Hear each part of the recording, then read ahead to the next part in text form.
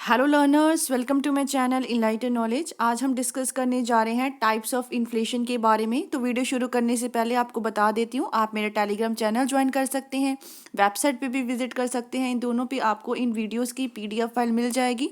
साथ ही में Facebook page को भी लाइक कर दीजिएगा, लिंक आपको डिस्क्रिप्शन बॉक्स में मिल जाएगा। शुरू करते हैं आज के लेक्चर को। तो हम पढ़ने जा रहे हैं इन्फ्लेशन के types.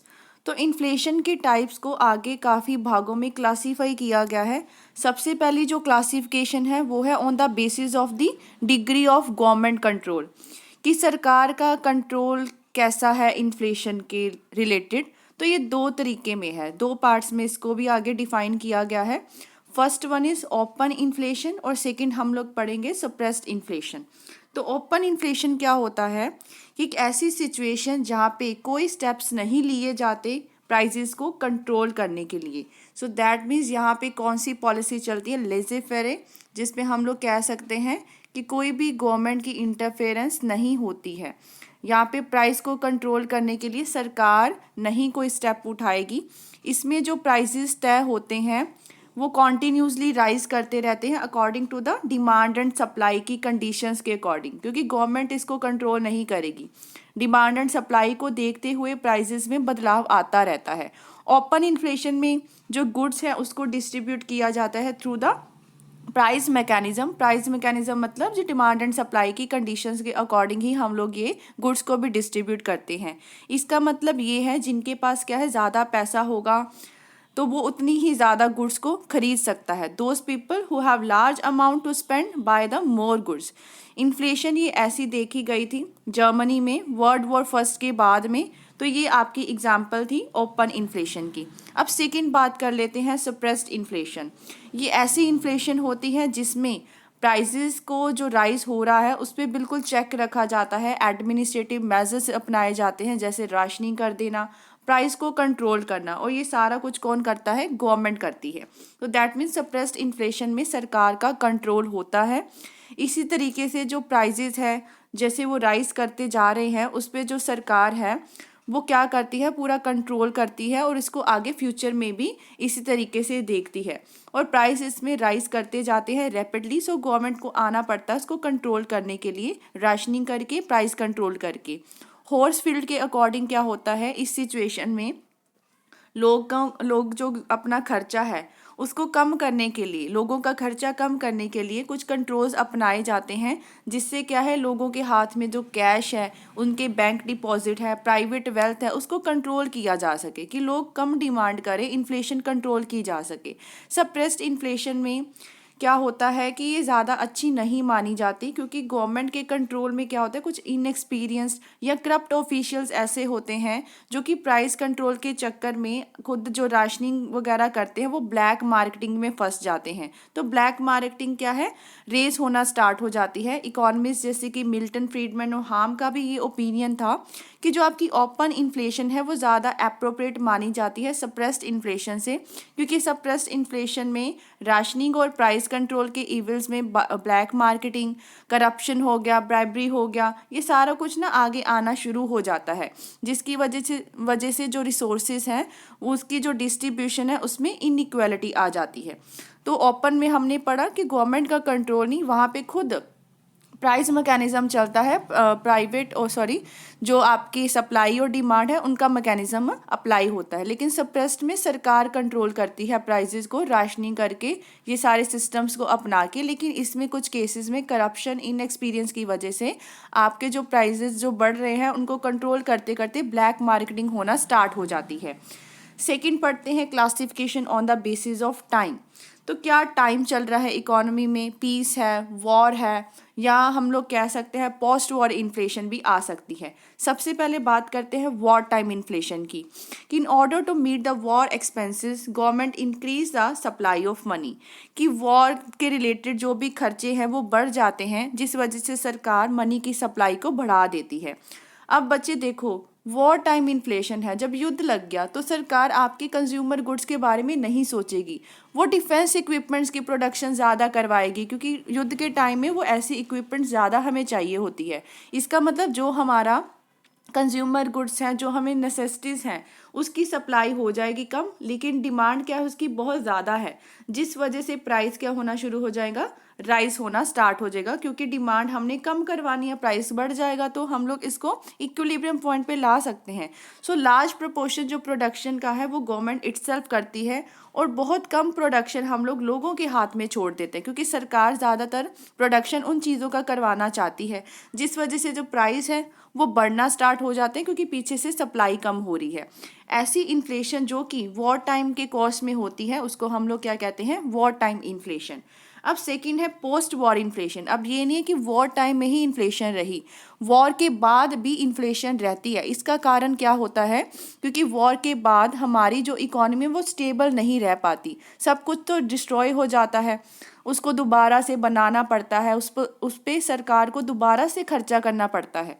So tendency of inflation persist even after the war. उसके पीछे दो कारण हैं। पहला कारण ये कि सरकार को अब ज़्यादा खर्चा करना पड़ेगा रिपेयरिंग पे, रिकंस्ट्रक्शन करने पे, जो डैमेज प्रॉपर्टी है जैसे ब्रिजेस, रेलवे लाइन, शिप्स या मशीन हो गया। सेकेंडली क्या होता है कि जो वॉर टाइम में सरकार ने टैक्स लगाए थे, ठीक है, लोगों पे, ताकि वो डिमांड कम करे, उसको ख़त्म करना पड़ेगा, वो अबॉलिश हो जाएंगे। जो लोन ले रखे थे पब्लिक से उसको रीपे करना पड़ेगा, जिस वजह से क्या होगा कि लोगों के हाथ में पैसा ज़्यादा आ जाएगा। पैसा ज़्यादा आ गया लेकिन प्रोडक्शन उतनी हो नहीं रही, ठीक है, लोग डिमांड तो इंक्रीज़ करवा रहे हैं लेकिन पीछे से सप्लाई उतनी हो नहीं रही, जिस वजह से भी प्राइस दोबारा से राइज करना स्टार्ट कर देते हैं after the war also. Third point is peace time inflation. अब अंडर डेवलप कंट्रीज़ में क्या होता है कि हमें बहुत रिसोर्सेज चाहिए होते हैं प्लानिंग करने के लिए, डेवलपमेंट प्रोग्राम्स करने के लिए। इस सभी को मोबिलाइज करने के लिए सरकार क्या अपनाती है, डेफिसिट फाइनेंसिंग। डेफिसिट फाइनेंसिंग का मतलब होता है issuing of the new currency, note छापना शुरू कर देती है, जिस वजह से दोबारा से प्राइस इंक्रीज होना स्टार्ट हो जाते हैं। इसी वजह से हम इसको पीस टाइम इन्फ्लेशन भी कहते हैं। अब कोई वॉर नहीं है, लेकिन अंडर डेवलप कंट्रीज़ की प्लानिंग करने के लिए, उसको डेवलप करने के लिए गवर्नमेंट कहीं ना कहीं डेफिसिट फाइनेंसिंग को अपनाती है। Third one is classification on the basis of rate of inflation. अब basis of rate of inflation पे इन्फ्लेशन को आगे बांटा गया है। सबसे पहली है क्रीपिंग इन्फ्लेशन। क्रीपिंग का वैसे मतलब क्या होता है, रेंगना, ठीक है। जैसे एक जो बच्चा जन्म लेता है तो सबसे पहले वो धीरे धीरे रेंगता है, तो वैसे ही जो प्राइजेस हैं इसमें, ये ऐसी इन्फ्लेशन है जहाँ पे प्राइस राइज तो हो रहे हैं लेकिन वेरी स्लोली। ये इन्फ्लेशन ज़्यादा इकोनॉमी को डिस्ट्रॉय नहीं करती है, ये कहीं ना कहीं इस इन्फ्लेशन को अच्छा माना जाता है कि इतनी तो इन्फ्लेशन इकोनॉमी में होनी ही चाहिए। ये ना सिर्फ बेनिफिशियल है बल्कि असेंशियल है हमारी इकोनॉमी के लिए। कुछ इकोनॉमिस्ट ने ये माना है कि 3% तक राइज जो होता है प्राइसेस में, उसको हम लोग क्रीपिंग इन्फ्लेशन का नाम देते हैं। ये सबसे ज़्यादा एप्रोप्रिएट और डिज़ायरेबल है हमारी नेशनल डेवलपमेंट के लिए। लेकिन बाकी सारे इकोनॉमिस्ट का अलग व्यू है, वो कहते हैं उनको डेंजर लगता है क्रीपिंग इन्फ्लेशन से, क्योंकि एक तरीके से ये क्रीपिंग इन्फ्लेशन आगे चल के क्या होगा, बढ़नी शुरू हो जाती है, तो हमें पता लग जाएगा कि फ्यूचर में क्या होगा, ये प्राइसेस और बढ़ेंगे। तो ये एक अलार्मिंग प्रोपोर्शंस को शो करती है, जिस वजह से कुछ इकोनॉमिस्ट ने इसको डेंजर माना है। Second one is walking inflation. Walking inflation का मतलब ये हुआ कि एक बेबी जो रेंग रहा था वो अब चलना स्टार्ट हो गया है, उसी तरीके से जो प्राइस है उसका इंटेंसिटी बढ़ गई है, क्वांटम बढ़ गया है, मोमेंटम में आ गया, तो उसको हम लोग क्या कहते हैं, walking inflation. When over a decade के पीरियड में जब प्राइस राइज हो जाए 30 to 40%, उसको हम लोग क्या कहते हैं, वॉकिंग इन्फ्लेशन। राजी कुछ बुक्स में आपका ये लिखा होगा 3 से लेके 8%, पर ये डेकेड का नहीं बताया गया, ये जस्ट सिंपली आपको बताया गया है कि एक वॉकिंग इन्फ्लेशन किस तरह, हमने क्रीपिंग माना ना कि 3% वाला होता है, तो वैसे ही वॉकिंग ओवर अ डेकेड लिखना हो तो आप लोग क्या लिखोगे, 30 to 40% का इंक्रीज आता है, क्योंकि हम इसमें टाइम पीरियड्स को लेके चलते हैं। सिंपली अगर लिखना है तो 3 से लेके 8% के बीच में ये होता है। थर्ड वन इज रनिंग और गैलोपिंग इन्फ्लेशन, जब प्राइसेस बहुत तेज़ी से बढ़ना स्टार्ट हो जाए इन अ वेरी शॉर्ट पीरियड। अब यहाँ पे भी टाइम की बात की गई है, उसको हम लोग क्या कहते हैं, रनिंग इन्फ्लेशन। कुछ केसेस में, इन दिस केसेस में जो रेट है इन्फ्लेशन का कहाँ से लेके कहाँ तक है, 80 से लेके 100% तक का इंक्रीज होता है। सिंपली अगर माना जाए तो ये 8 से लेके 15% तक का होता है। ऐसी इन्फ्लेशन बहुत ही एडवर्स अफेक्ट डालती है मिडिल क्लास फैमिलीज़ पे, पुअर क्लासेस पे, क्योंकि इस इन्फ्लेशन के आने की वजह से उनका खर्चा जो है बढ़ जाता है, चीज़ों को खरीदने में ज़्यादा पैसे खर्च हो जाते हैं, जिस वजह से वो सेविंग कर नहीं पाती। और इन्फ्लेशन ये बहुत ज़्यादा क्या होती है, डेंजरस होती है।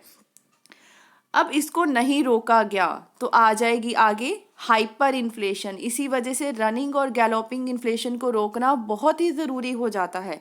हाइपर इन्फ्लेशन एक ऐसी सिचुएशन जिसको हम लोग कंट्रोल ही नहीं कर सकते।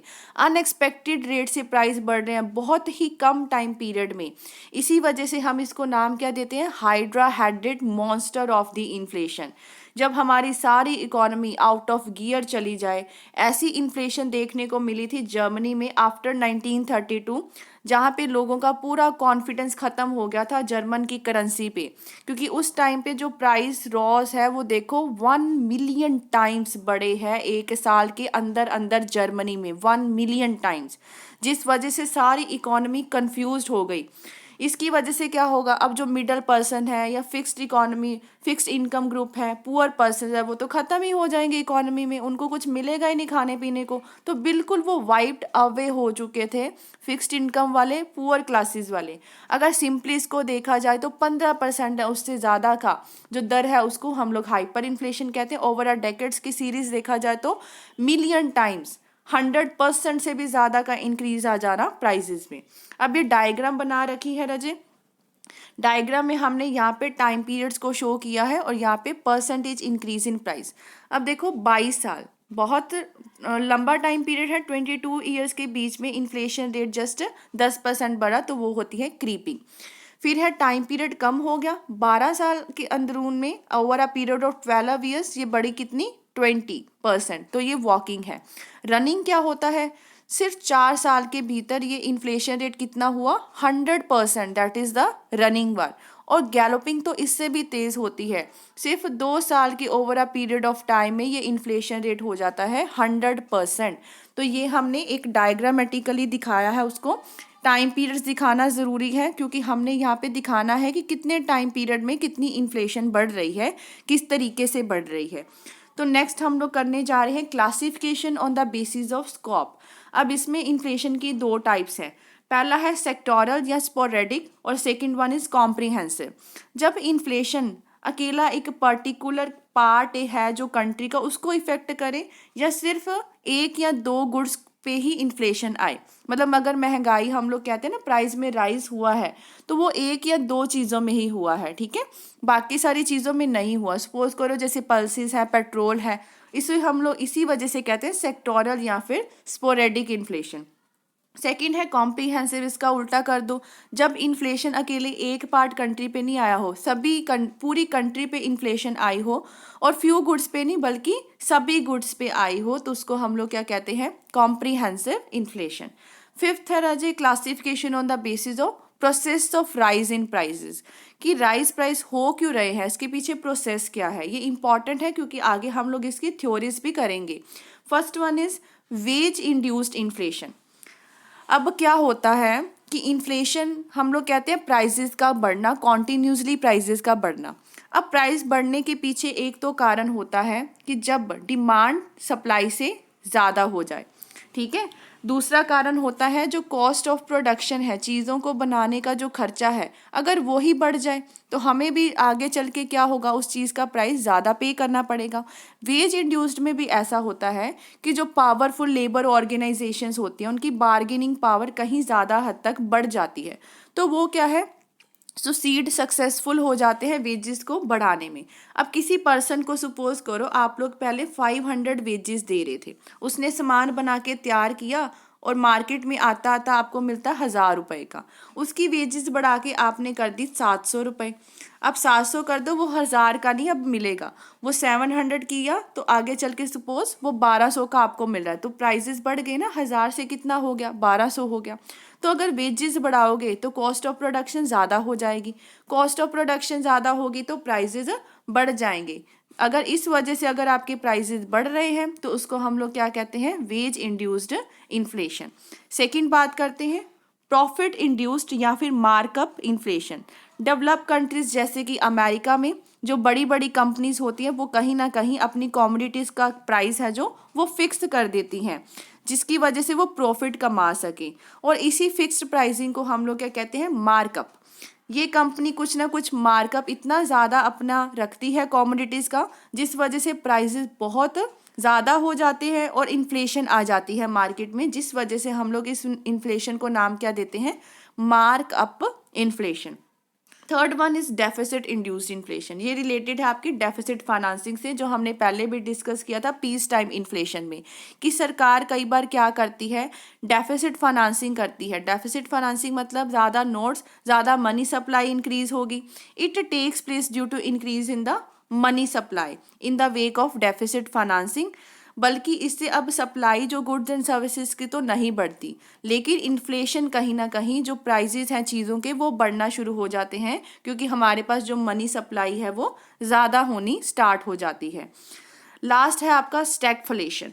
स्टैगफ्लेशन एक इम्पॉर्टेंट कंसेप्ट है इन्फ्लेशन का, और कुछ नया कंसेप्ट है। इन द पोस्ट 1970s एक नए तरीके की सिचुएशन अराइज हुई थी डेवलप कंट्रीज में। उसमें क्या हुआ था कि एक तरफ तो प्रोडक्शन कम होना स्टार्ट हो गई, प्रोडक्शन क्या थी, कम होना स्टार्ट हो गई। दूसरी तरफ जो अनएम्प्लॉयमेंट है वो बढ़नी स्टार्ट हो गई, बेरोजगारी बढ़ती जा रही थी, प्रोडक्शन कम होती जा रही थी। इसी वजह से हमारी जो एग्रीगेट डिमांड है, एग्रीगेट डिमांड में कमी आने की वजह से ये चीज़ें हुई हैं कि प्रोडक्शन को कम करना पड़ा। ठीक है, प्रोडक्शन को कम करना पड़ा, इतना मतलब लेबर आपको ज़्यादा रखनी नहीं पड़ेगी। लेबर नहीं ज़्यादा रखोगे तो क्या हो जाएगा, अनएम्प्लॉयमेंट आ जाएगी। लेकिन दूसरी तरफ प्राइसेस क्या थे, वो बढ़ रहे थे। एक तरफ प्राइस बढ़ रहा है, दूसरी तरफ प्रोडक्शन कम है, अनएम्प्लॉयमेंट बढ़ रहा है। इसका मतलब स्टैगफ्लेशन एक ऐसी सिचुएशन जहाँ पे प्राइस तो बढ़ रहे हैं, लेकिन on the other hand there is no increase in production and employment. ना ही प्रोडक्शन बढ़ रही है, ना ही एम्प्लॉयमेंट बढ़ रही है, अकेला जस्ट प्राइस बढ़ता जा रहा है। ये बहुत खतरनाक सिचुएशन होती है इकोनॉमी के लिए। तो ये था आपका स्टैगफ्लेशन। आई होप आपको क्लियर हो गया होगा इनके टाइप्स। अगर वीडियो हेल्पफुल लगी हो, चैनल को ज़रूर सब्सक्राइब कीजिए, like share and comment and press the bell icon, ताकि हर वीडियो की नोटिफिकेशन आपको टाइम टू टाइम मिलती रहे। Thank you.